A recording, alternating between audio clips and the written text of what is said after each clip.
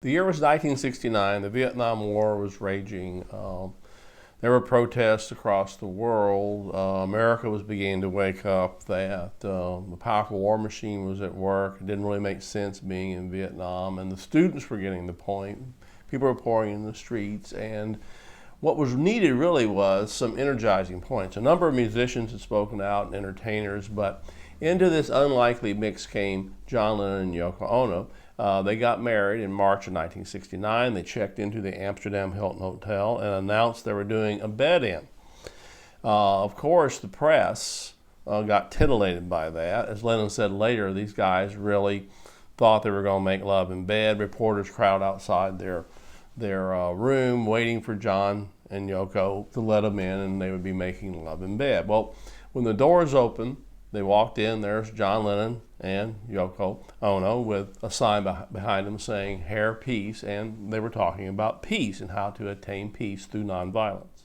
Where this concept came from was Yoko Ono, essentially, who was a happenings artist and did those kind of things. So the idea was to stage sort of a happening, and what they called a happening in those days, where you did artistic events, but they had a message. What John Lennon was trying to do, he had this fantastic image as the Beatles. The Beatles were the most highly publicized group in the world. They were still together, but they were in trouble. They weren't getting along anymore, and they were soon to dissolve. But Lennon was going to use the image of the Beatles to promote peace around the world.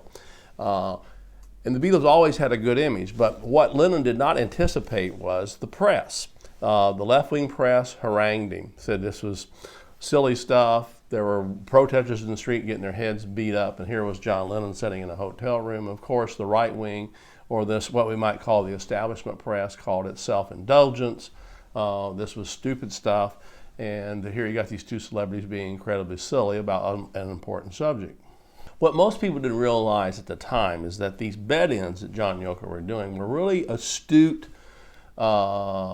uses of media politics. In other words, they co-opted the established media, had the media covering them, and through the establishment media, even the left-wing media and all media now, they were getting their message out. And that is that everybody needed to join in peace nonviolently and stop war. In fact, one of their phrases was, "War is over if you want it." So this became projected throughout the world. When you picked up newspapers at the time, sometimes there were headlines, John and Yoko on the front page of the paper promoting peace. And to be honest with you, it was refreshing at the time to see this. I was an anti-war activist, as opposed to today when virtually no entertainers say anything about moral issues, especially what's happening around the world in terms of war. Shortly after the Amsterdam bed-in, they had another bed-in in Montreal. And it was there that John Lennon, in the spring of 1969, wrote the anthem that many people used in the anti-war movement, "Give Peace a Chance," where he had celebrities in the room. He actually wrote it in the room, recorded it in the room with an acoustic guitar and someone kicking a door for the bass sound, the drum sound, and an anthem that he hoped, he said, years later would replace "We Shall Overcome." In fact, basically it did. By June of 1969, the song was playing everywhere in the world, and by October of 1969, it had become the basic anthem of the anti-war movement.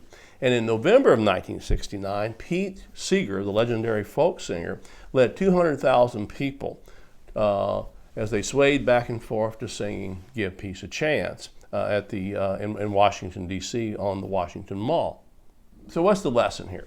I think the lesson here is that if you have the power to reach out into the world, like someone like John Lennon, or some of the powerful entertainers we have today, and make a positive change. And Lennon actually said that. He said, when I die, I want to leave something behind that will make the world a better place. I mean, we can all do that. But especially people who have the media constantly besieging them, taking pictures. Instead of just absorbing the media, speak out like John Lennon did, and give us some lasting anthems, and give us some hope, and maybe we can someday achieve peace in the world.